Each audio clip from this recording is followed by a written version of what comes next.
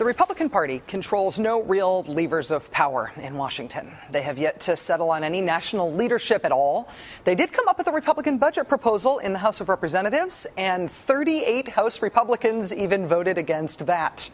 The GOP, in other words, is clearly in exile. But the conservative movement has found a reason to live. They have found something about which they feel very positive, something they are ready to rally around. I speak, of course, of teabagging. Angry taxpayers, or at least some of them, are taking to the streets in the spirit of the Boston Tea Party.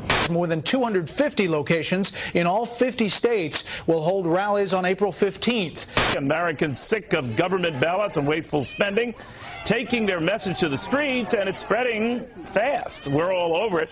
They're going to try and send tea bags to D.C. D.C. Teabag the White House. Teabag the fools in D.C. Teabagging. After spending weeks mailing tea bags to members of Congress, conservative activists next week say they plan to hold tea parties to proverbially teabag the White House. And they don't want to teabag alone, if that's even possible. They want you to start teabagging, too. They want you to teabag Obama on Twitter. They want you to, quote, send your teabag and teabag Obama on Facebook. They want you to teabag liberal Dems before they teabag you. And all this non-consensual conservative activist teabagging is just the start. All across America on tax day, Republican members of Congress are lining up to speak at teabag tea party events. Even Governor Mark Sanford of South Carolina is getting in on the hot teabagging action. Senator David Vitter of Louisiana, previously most famous for his self-admitted very serious sin with prostitution services, he wants to give teabagging the Senate seal of approval. He has asked the Senate to commemorate the day of anti-Obama protests in law.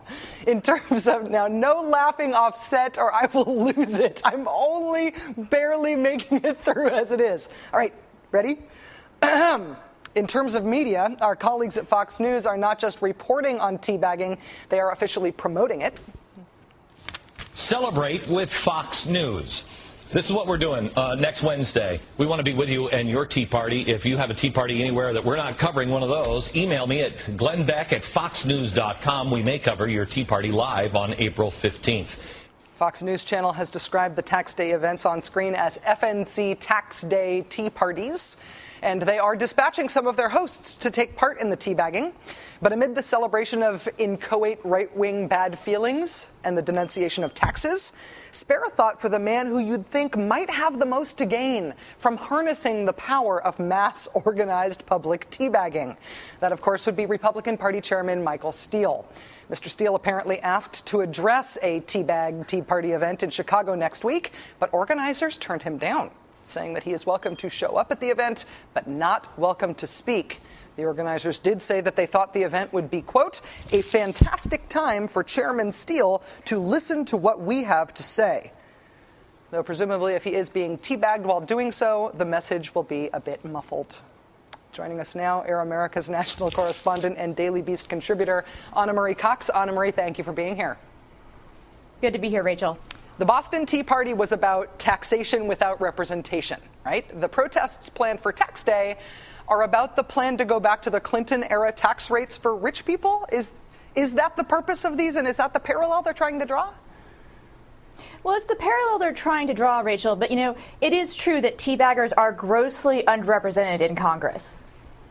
I'm trying to work on that personally, but, well, one can only do so much. I think David Vitter really is the right spokesman for the movement, though. That's a point well taken, and which I was afraid to allude to, and that's why you're here, because you're braver than I am.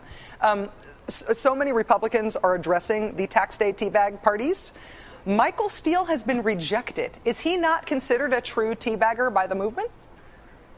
Well, he said in that GQ interview that he thought teabagging wasn't a choice, that you couldn't change whether or not you would be a teabagger. I think the teabaggers now really believe that it's something that they've chosen to do, that they can't, that they could change if they wanted to, but they won't. Well, in terms of what's going to happen on tax day and what's been happening with the teabagging of Congress, which has been happening through the mail, which I don't even know is possible, I've sort of never really believed that you can be held responsible for the people who say they agree with you. So we've had this enthusiasm expressed for the teabagging events by white power groups like Stormfront and by the secessionists and by the armed militias. And I don't think you can really hold the teabaggers responsible for that. But is there a radical message here? I mean, the whole idea here is about revolution, sort of, right? Well, yes. I mean, I think that the people, the teabaggers, would like it to be more radical than it is. But the fact is, people have been teabagging for a long time, and they probably will continue to do so. Fair enough. Most of the energy of these events seems anti-Obama. You saw all the Facebook and Twitter things, teabag Obama, teabag Obama. But then there's the rejection of Michael Steele, and I wonder if there's also a chance that this sort of gets channeled into being, teabag Arlen Specter, teabag John McCain, against Republicans who voted for any of the bailouts. Well, who wouldn't want to teabag John McCain? That's all I have to say. But I really think actually it's probably going to be more directed at Obama, and this is actually very much part of, I think, the midterm strategy. It's going to be teabagging like 24/7 when it comes to the midterms. Well, Is there an effort to divide the conservative movement from the Republican Party once again, though? Because there is something about the origin of the current Republican Party that owes very much to the conservative movement, which was not organized within the party. It was sort of organized without and then took it over. I wonder if they're trying to cleave themselves again and say, no, we're teabaggers and you're not, and we're therefore the future of we're the future of the right wing. You could say there's a big split between the teabags. I think that you're right. I think the social teabaggers and sort of the fiscal teabaggers are really starting to move apart from each other. I actually just heard from Standards we're not allowed to talk about fiscal teabags, but thank you for bringing it up. Anna Marie Cox of Air America Radio and the Daily Beast. It is always wonderful to have you on the show, particularly more tonight than ever. Thanks. All right. Thanks, Rachel.